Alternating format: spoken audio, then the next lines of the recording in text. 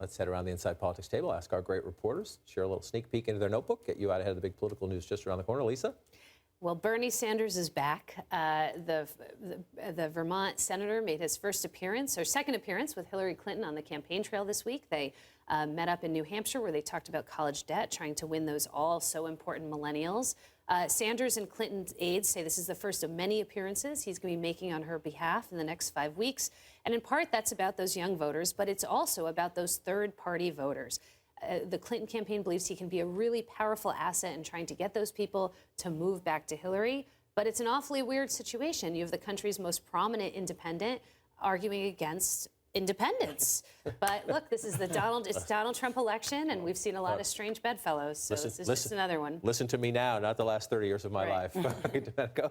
Well, look, you brought up those numbers earlier about where the polls are and what the path is. And the Friday before the debate, I found kind of an interesting thing. I'm looking through the numbers in our battleground map, and I noticed that if you give Donald Trump, where he was slightly ahead in Florida, Ohio, Nevada, and Iowa before the debate, he had him at 251. Not enough. Now remember, Florida and Ohio, not there. He's not quite 19 short, but he was in striking distance in North Carolina, 15. In striking distance in New Hampshire, 4 electoral votes. What does that give you? A 269 tie, a very real potential possibility. And if you give him the 1 electoral vote in Maine, which splits out its electoral votes by congressional district, that would be his path, 270, 268. But boy, that tells you how narrow Donald Trump's path is. I mean, taking away Florida, taking away Ohio, normally that would be absolute game over, and it's not this time. That's a tough map for him, but we wanted a contested convention. We didn't quite get that. Maybe we'll get an electoral college tie. John, big donors nervous about Donald Trump are starting to spend that money down ticket. Republican outside groups are starting to spend a lot of money in these key Senate races. The Republican super PAC close to Mitch McConnell reserving $21 million to spend in 6 key Senate races in the fall. And the Koch network, which includes the American for Prosperity, Freedom Partners, Concerned Vets, they're planning to spend even more than they did in the 2014 cycle. I'm told $200 million on Senate races and in some House races as well, clearly aiming to keep the Republican majority, and Democrats are definitely nervous about it. If only we owned a local television station in a battleground state. Jackie?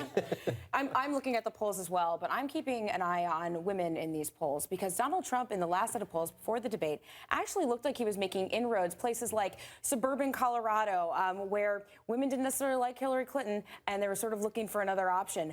How much is that going to be gone after the last week, after the last debate, and how much pickup is Mike Pence going to have to do, and Donald Trump in the next debate, to maybe move those numbers again? Hillary Clinton will likely win women, but if they can nibble around the edges, could help them. All about the margins if it's a close race. I'm going to close by adding a bit to Domenico's talk of a possible tie. We're going to spend most of the next 39 days talking about the big battlegrounds, Florida, Pennsylvania, North Carolina. But in close races, the little guys matter too. And New Hampshire is a great example. Donald Trump was there yesterday, Hillary Clinton the day before that. The new WBUR poll this morning, the latest evidence, she has a lead there at the moment, and her campaign is determined to do what it takes to keep it that way. Now, as Domenico noted, it's just 4 electoral votes, so why do they care about it so much? When they run their razor-thin race map scenarios in their tabletop sessions, more often than not, they see New Hampshire as a must-win for Trump.